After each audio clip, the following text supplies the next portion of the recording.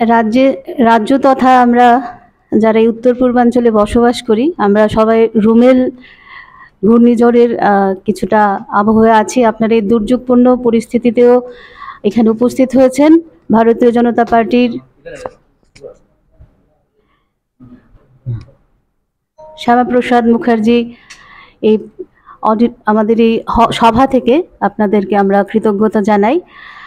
কিছুটা আজকের এই যে সাংবাদিক সম্মেলনের বিষয়, সেটা বিরোধীদের দ্বারা মানে আমাদের এই যে দুর্যোগপূর্ণ আবহাওয়া, তারা বিভ্রান্তমূলক বিভিন্ন রকমের, গতকাল আপনারা দেখেছেন কংগ্রেস এবং সিপিআইএম পৃথকভাবে দুইটা সাংবাদিক সম্মেলন করেছে এবং সেখানে ওনারা দাবি রেখেছে যে পাহাড় কাঁদছে, যেখানে একজন উপজাতি মা ওনার দারিদ্রতার কারণে সন্তান বিক্রি করেছেন, এরকম একটা অভিযোগ উঠেছে গন্ডাছড়া ডিস্ট্রিক্টে। আমরা জানি ধলাই ত্রিপুরা রাজ্যের অ্যাসপাইরেন্ট ডিস্ট্রিক্ট।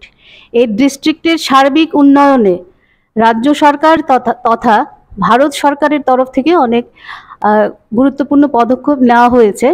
তো আপনাদের মাধ্যমেই আমরা রাজ্যবাসীর অবগতির জন্য জানাই যে এটা একটা সম্পূর্ণ মিথ্যাচার এবং আমাদের যিনি ওইখানের এমডিসি ভূমিকানন্দ রিয়াং, উনি সরজমিনে গেছেন আমাদের, উনি প্রশাসনিকভাবে, এবং যিনি DM, DC, CDPO, DC, child line, even সিডব্লিউসির যিনি চেয়ারম্যান পরিতোষ দত্ত, উনি ওনার পুরো টিম নিয়ে সরজমিন তদন্তে গেছেন এবং দেখেছেন যে বিগত 6 মাস আগে যিনি মুরমুরি ত্রিপুরা, যেই মা ওনার সন্তান, একদিনের সন্তানকে যারা নিঃসন্তান দম্পতি তাদের কাছে হস্তান্তর করেছিলেন, কারণ ওনারা বিনয় দেববর্মা নামে নিঃসন্তান দম্পতি, ওনারা নিজেদের ইচ্ছায় সন্তানটাকে দত্তক নিতে চেয়েছিল, কিন্তু এটা একটা দুর্ভাগ্যের বিষয় যে এখানে আইনি প্রক্রিয়া মানা হয়নি।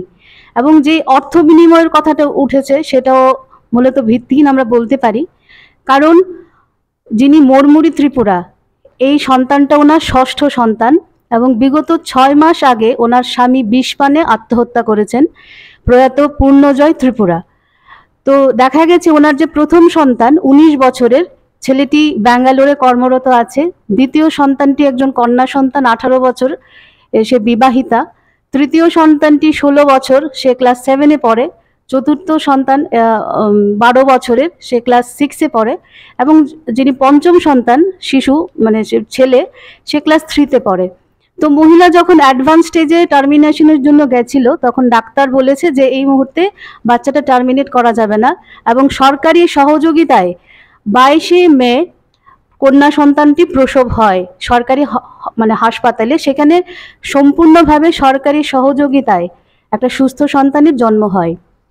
পরবর্তীতে সংবাদ মাধ্যমে খবর পেয়ে জানা যায় যে এরকম একটা বাচ্চা বিক্রির বিষয় একটা এসছে, চাঞ্চল্যকর ঘটনা। তখন স্থানীয় প্রশাসন, ডিএম, সিডিপিও, ডিসি সম্পূর্ণ টাস্ক ফোর্স নিয়ে বাচ্চাটিকে তার মার কাছে ফিরিয়ে দেয়। প্রথমে গন্ডাছড়া হাসপাতালে নেওয়া হয়, পরবর্তীতে উন্নত চিকিৎসার জন্য বাচ্চাটিকে কুলাই হাসপাতালে নেওয়া হয়েছে। এবার আমরা জানতে পারি যে ঠিক আপনার ইনস্ট্যান্ট রিলিফ হিসেবে মাকে, যিনি মুরমুরি ত্রিপুরা, ওনাকে রেশন সামগ্রী প্রদান করা হয়েছে এবং ওনার যে আমাদের মাননীয় ডিএম রাজ্য সরকারের তৎপরতায় মিশন বাৎসল্যে বাচ্চারা যারা স্কুলে যাচ্ছে তাদেরকে সেই স্কিমের আওতায় আনা হবে, এবং বিধবা, যিনি উনি সদ্য বিধবা হয়েছেন, 6 মান্থস ওনার হাজব্যান্ড এক্সপায়ার্ড, তো ওনাকে উইডো পেনশন দেওয়া হবে। তো আপনাদের সামনে যে বিষয়টা আমরা বলতে চাই ভারতীয় জনতা পার্টির প্রদেশের পক্ষ থেকে, যে আমরা রুমেল হাওয়া আমরা দেখতে পাচ্ছি, এটা দুর্যোগপূর্ণ একটা পরিস্থিতি, কিন্তু নিরন্তর বিরোধীদের বামগ্রেস, যারা কিনা গণতন্ত্রের দাবি করে, যারা কিনা দাবি করছে যে বর্তমানে আইন প্রশাসন, আইনের ব্যবস্থা কোথায়, তাদের কোথায় নৈতিক অধিকার রয়েছে প্রশ্নটা করার যে যেখানে আইনের শাসন নিয়ে ওরা কথা বলছে। আপনাদের সামনে আমি কিছু তথ্য তুলে ধরতে চাই।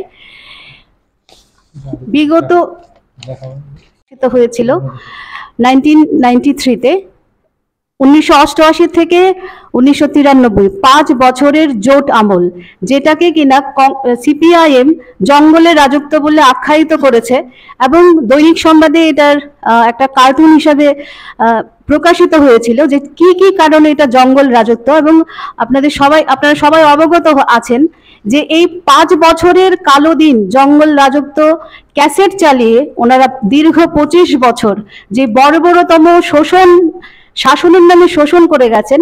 তো আমি আপনাদের জন্য একটু পড়তে চাই যে 5 বছরের আপনাদের জোট সরকারের যেটা 1988 থেকে 1993 ওনারা বলেছিল যে পঞ্চায়েত রাজ খতম, পৌরসভার অপঘাতে মৃত্যু, খাদ্যের কালো বাজারি, ছাত্রদের পাঠ্যপুস্তক নিয়ে কালোবাজারি, হকার উচ্ছেদ, তারপর বিভিন্ন স্কিমের টাকা লোপাট, এরকম প্রায় এখানে 20টিরও বেশি ওনারা কংগ্রেসের কালো দিন 5 বছর জঙ্গল রাজত্ব, এটা তথ্য প্রকাশ হয়েছিল দৈনিক সংবাদের মতো লার্জেস্ট সার্কুলেটেড পেপারে। এবার দশরথ দেব, মাননীয় ত্রিপুরার তৃতীয় বামফ্রন্ট সরকারের যিনি মুখ্যমন্ত্রী ছিলেন, প্রয়াত দশরথ দেবের সচিব কে রাজেশ্বর রাও, উনি master data bank on Tripura, উনি 19 মাস 20 দিনের জোট সরকারের এবং সিপিআইএম এর প্রথম 19 মাস 20 দিনের একটা তথ্য প্রকাশ করেছিলেন। সেটাতে দেখানো হয়েছে তুলনামূলক, এটা প্রয়াত মুখ্যমন্ত্রী দশরথ দেবের যিনি সচিব কে রাজেশ্বর রাও, ওনার এই ডাটা ব্যাংকে প্রকাশ্যে এটা প্রকাশিত হয়েছে যে কংগ্রেসের চাইতে, জোট আমলের চাইতে সিপিআইএম এর বর্বরতা অনেক বেশি হয়েছে। তৃতীয় যে বিষয়টা আপনাদের সামনে তুলে ধরতে চাই, আফটার 1998 ত্রিপুরা রাজ্যের যিনি so called white collar chief minister Shri Manik Sarkar, উনি প্রথম 112 দিনে, ওনার শাসনকালে প্রথম 112 দিনে নিহত হয়েছেন 118, অপহৃত 87, ধর্ষিতা 29, নারী নির্যাতন 66। আমাদের স্বর্ণযুগের 19 বছরের প্রায় মুখ্যমন্ত্রী, 112 দিনের কীর্তিকলাপ।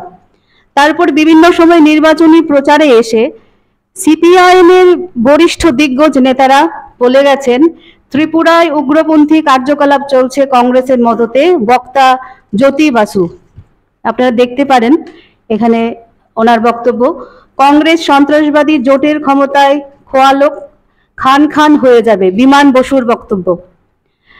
সন্ত্রাসবাদীদের সাথে জোট করে একক ইস্তেহার নিয়ে ভোটের সাথে লুকোচুরি খেলছে গৌতম দাস।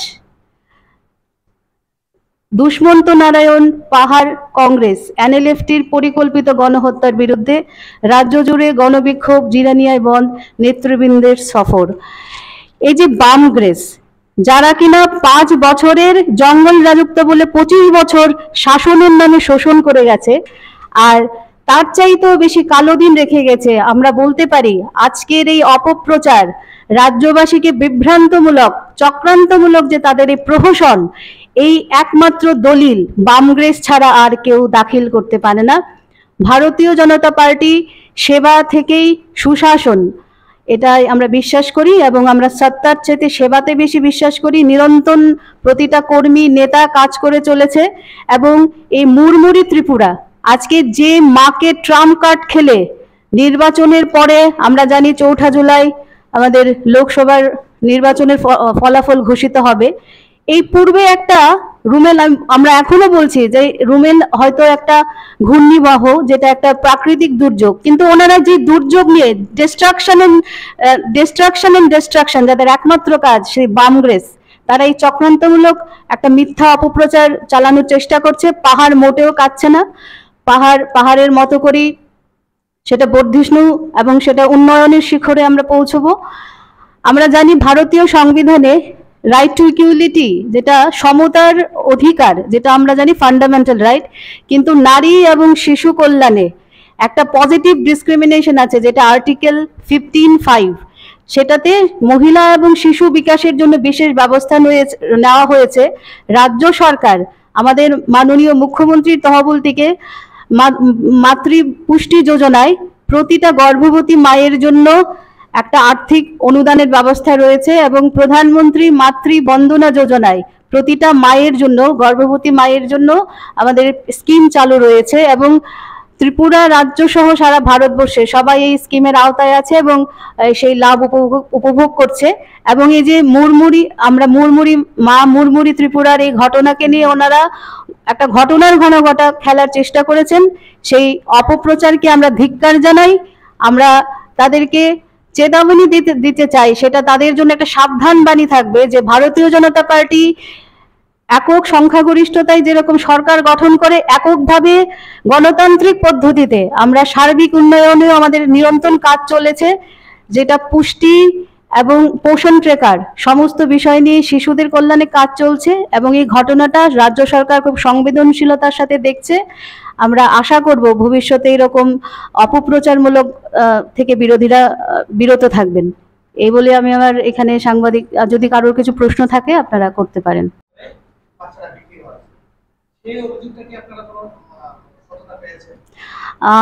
আমরা সরাসরি ভূমিকানন্দ রিয়াংকে ফোন করেছিলাম, কারণ উনি ওইখানে স্থানীয় এমডিসি, উনি সরজমিনে গেছেন এবং উনি বলেছেন যে এইরকম কোনো বিষয় নাই, কারণ মহিলা সত্যি পরিস্থিতির শিকার। উনি চাইছিলেন এটা মেডিকেল টার্মিনেশনের মাধ্যমে প্রথমে বাচ্চাটা যেন দুনিয়ার আলোই না দেখে, ডাক্তার এটা অ্যাডভাইস করেনি কারণ এটা অ্যাডভান্স স্টেজে ছিল, এবং পরিচিত একজনের কাছে উনি প্রায় বিনামূল্যে হস্তান্তর করতে চেয়েছিলেন। এরকম বাচ্চা বিক্রির কোনো ঘটনা নেই। সবাইকে মহিলা মোর্চার সহসভানেত্রী শ্রীমতী রীনা ঘোষ মহোদয়া, উপস্থিত আছেন প্রদেশ প্রবক্তা শ্রীমতী অস্মিতা বণিক মহোদয়া। আজকের এই সাংবাদিক সম্মেলনে বিস্তারিত তথ্য তুলে ধরবেন শ্রীমতী অস্মিতা বণিক। আমি ওনাকে অনুরোধ